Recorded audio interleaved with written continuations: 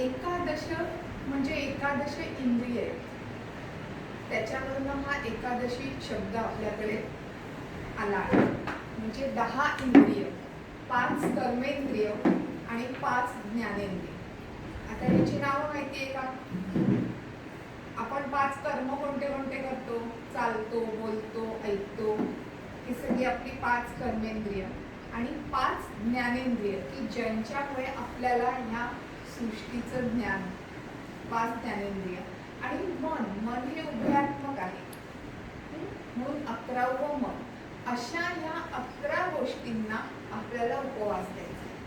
म्हणजे दर 15 दिवसांनी येते आणि ह्या सगळ्या वर्षभराच्या ज्या एकादशी आहेत त्या प्रत्येकाला वेगवेगळं नाव.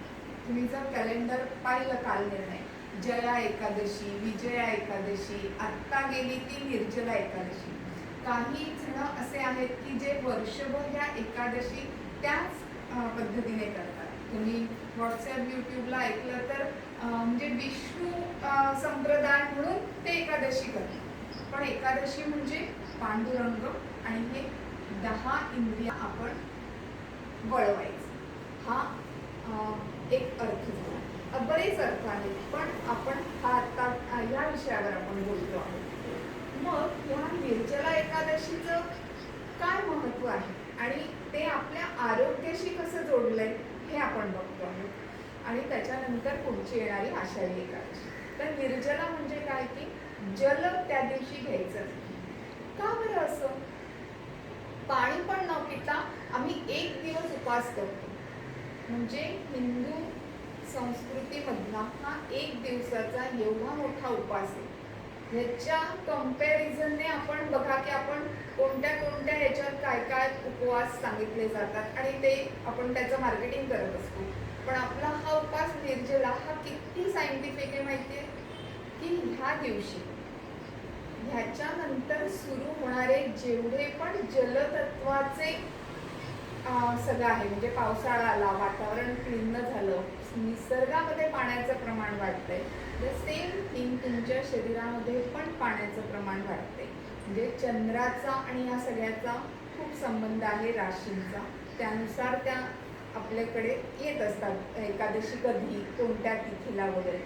तर त्यानुसार हे जे होतं तर आपल्या शरीरामध्ये हे पाण्याचं प्रमाण वाढतं आणि हे वाढल्यामुळे सगळ्यात जास्त बुरशी कशावर लागते? समजा तुम्ही टोस्ट ठेवला आणि तुम्ही पाव ठेवला तर बुरशी कशाला लागेल आधी? पावाला. कारण काय आहे? तो ओला आहे. मग हे ओलं शरीरातलं आधीच निर्जल करून तुमच्या शरीरातले जी द्रव धातू आहेत त्यांच्यामधलं हे आपण म्हणूया द्रवत्व, टॉक्सिन्स बॅलन्स करायचं आणि मग तुम्ही पुढे ह्या सगळ्या उपवासांना, ह्या व्रतांना सुरुवात करायची. मुख्य काय आहे? हा चातुर्मास सुरू होतोय आणि हा व्रतांचा मास. सगळ्यांनी व्रत घ्यायचे. का बरं? कारण या एकादशीचं दुसरं पण पुढचं नाव आहे की देवशयानी. देवाला झोपवायचं. देवाला झोपवायचं. आपण कोणाला झोप केव्हा म्हणू शकतो? जेव्हा आपण काही करू शकतो तेव्हा आपण दुसऱ्याला म्हणतो हो मी जागी आहे, तुझी बॅग सांभाळेल, तू झोप. मग असं काही ही देवाची सृष्टी सांभाळण्यासाठी आपण आपल्या तऱ्हेने कोणतं व्रत घेऊ शकतोय का? आणि आपण घेऊ शकणार नव्हतो, आपली ती उंची लेव्हल नाही, म्हणून आपल्या ऋषींनी, आपल्या महर्षींनी, आचार्यांनी आपल्याला लावून दिलं. कारण सासूबाई म्हणायच्या हे लावून दिलंय ना, हे करायचं. का लावून दिलं? तर हे तुमच्याकडनं आपोआप केलं जातं. मग सगळी व्रत सुरू होतात.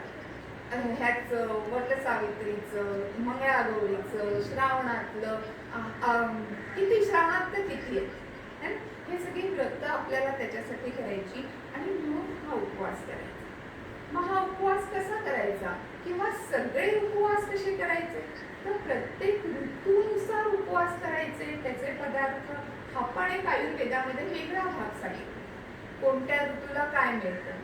जसं ऋषीपंचमीला त्या भाज्या खाऊन उपवास करायचा, बरोबर? म्हणजे माणूस, आपली प्रकृती, आपले सगळे सण आणि उत्सव हे संपूर्ण निसर्गाशी, त्याच्यामुळे मिळणाऱ्या आरोग्याशी आणि त्या निसर्गाला पुन्हा आपण काहीतरी परत द्यायचं या उद्देशाने आखलेले आहे. बरोबर. असा हा उपवास आहे. याचा अर्थ काय? उप आणि वास. उप म्हणजे जवळ जाणे आणि वास म्हणजे बसणे. कोणाच्या जवळ जायचंय आपल्याला? तर मी आता मध्ये खूप जुनं गाणं ऐकलं आणि त्याचं एका कीर्तनकारांनी वर्णन करताना म्हटलं की सीतेचा स्वयंवराचं ते वर्णन करत होते आणि तिच्या असं घुंगट घालून सीता समोर आली रामाच्या आणि ती म्हणते की राम कुठे, राम कुठे, मला नाही दिसते. तर त्यांनी म्हटलं की घुंगट के पट खोल, तुझे राम दिले. खूप जुनं गाणं आहे. घुंगट के पट खोल रे. मग हे पट कोणते? आपल्या आत पण राम आहे. राम म्हणजे काय? किंवा परब्रह्म म्हणजे काय? आपण म्हणतो ही चैतन्याची मूर्ती आणि मूर्त रूपात आली. आपल्या सगळ्यांमध्ये मन आहे ना?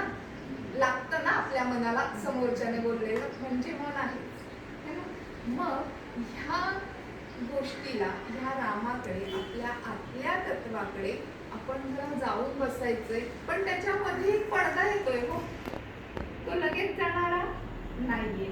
एका लेक्चर मध्ये सांगताना खूप सोपं वाटतं की अरे काय छान अर्थ आहे या अभंगाचा, पण हो आम्हाला इम्प्लिमेंट करताना पण इतका त्रास होतो. पण तरीही आपण सगळ्या जणांनी मिळून हा विषय जसा अनाऊन्स झाला तसा बऱ्याच जणांनी ग्रुपमध्ये एनरोल केलं आणि सगळ्यांना असं वाटलं की नाही असं काहीतरी आपण हा पडदा हलवू. हा जसा मोतीबिंदूच्या वेळेस डोळ्यांवर येतो ना, तसा आपण हा कमीत कमी त्याच्या लेयर्स तर कमी करू. ह्या जन्मात आज समजल्यापासून मग आपण पुढे जाऊया. थोडं सायंटिफिक की या उपवासाने काय होतं तुम्हाला स्क्रीनवर दिसत असेल तर ही आपल्या शरीरातल्या प्रत्येक पेशी. आपण काय करतो की आता खायचं नाहीये, मी अंकच खाणार आहे, मी फास्टिंग करणार आहे, माझं इंटरमिजिएट फास्टिंग आहे किंवा मी ह्यांना फॉलो करते, मी त्यांना फॉलो करते, असं सगळे विषयांमध्ये आपण रोज बोलत असतो. किंवा काय ग तू कशी काय बारीक झाली, मग मी त्यांच्याकडे जाते, असं वगैरे आपण सगळं बोलत असतो.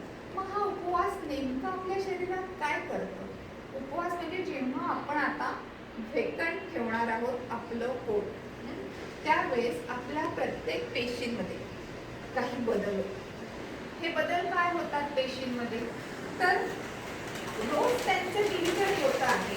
रोज काही पेशी निर्माण होत आहेत आणि काही पेशी मृत होत आहेत.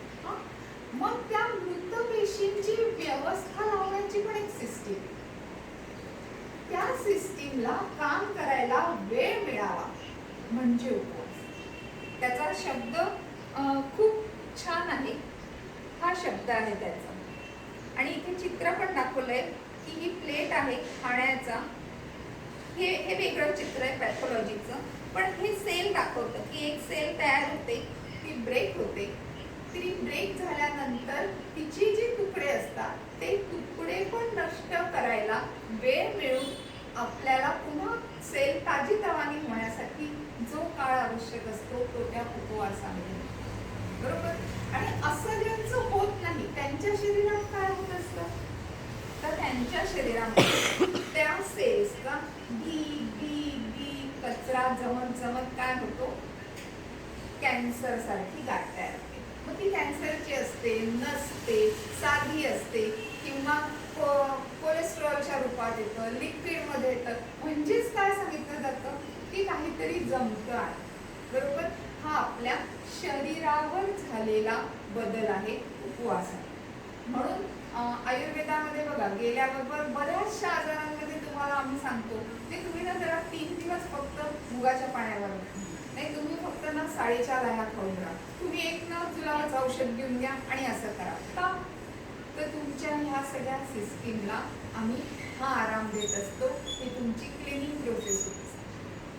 मग हे शरीराचं झालं. मग आता मनाचं काय? मनाची पण अशी क्लिनिंग प्रोसेस होईल का? बघूया.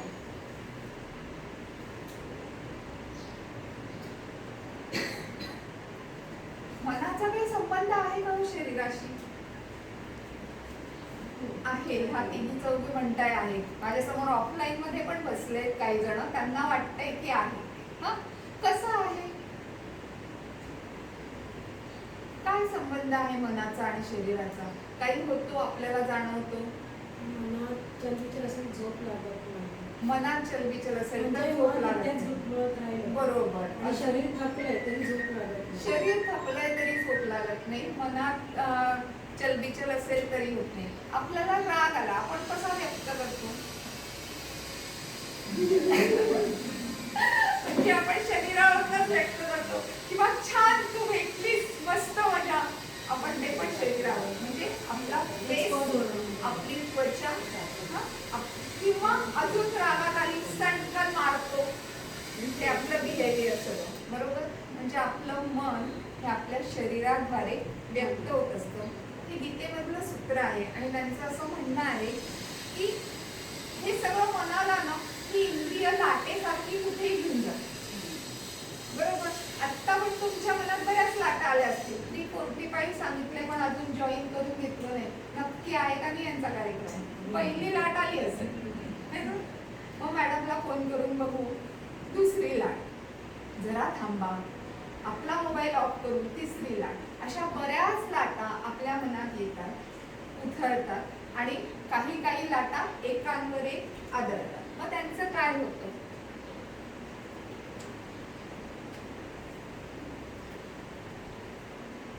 आता हा जो गीतेमध्ये श्लोक सांगितलाय, अर्जुनाला खूप छान त्यांनी एक्सप्लेन केलं आणि सांगितलं की कसं ही चेन असते, कसं आपल्याला ज्ञान होतं.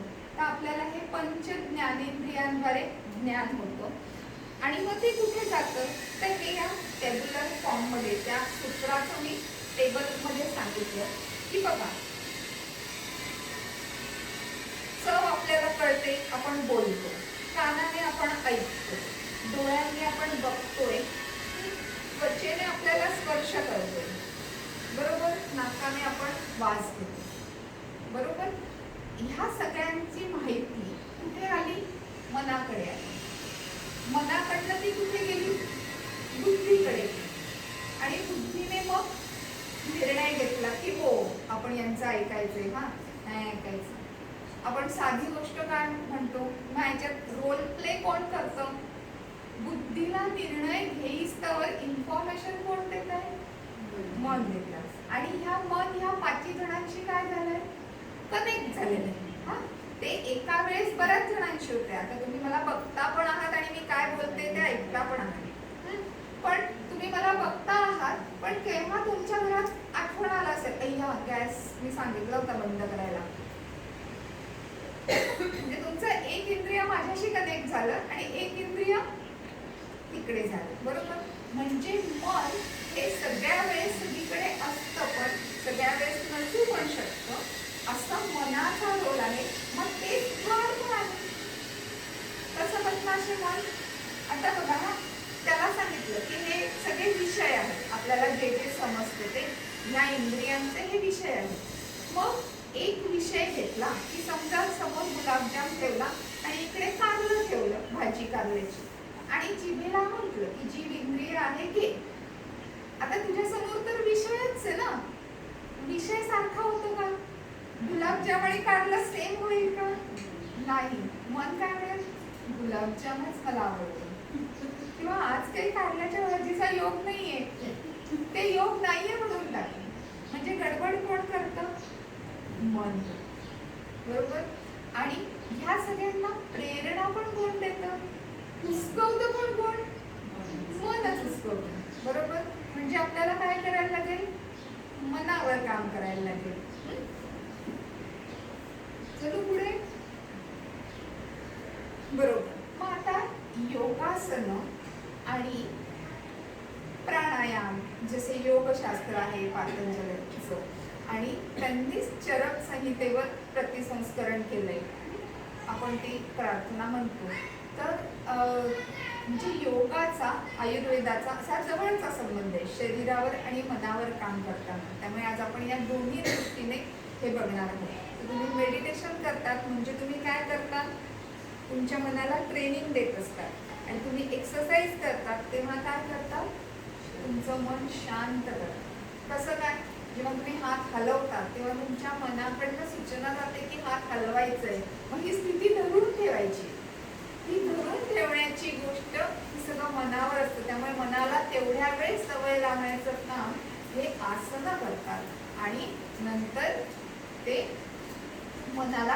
होतं नाही मी राहू शकते ह्या स्थितीत. कोणी बोललं तर ओके मी लिव्ह करू शकते. ही स्थिती कोणाची होते? अशा पद्धतीने योगासन आणि प्राणायाम करण्याची. मग काय आहे त्याच्यामध्ये? तर आज त्यातले आपण योगासन आसन न घेता आपण महत्वाचं त्याच्या यादीच क्रम काय आहे? यम नियम आसन प्राणायाम प्रत्याहार धारणा ध्यान समाधी. आता आपल्याला जर देवाच्या जवळ जायचं आहे, समाधी अवस्थेत जायचंय, तर सुरुवात कुठून पाहिजे? तुम्ही योगा करून जाणार नाही. योगा करून प्राणायामावर उडी मारली तर होईल का? नाही. त्याच्या आधीचे दोन महत्वाचे घटक आहेत ज्याला म्हणतात यम आणि नियम. या दोघांविषयी आता अमृताताई थोडं बोलतील, मग आपण पुन्हा ही चर्चा चालू.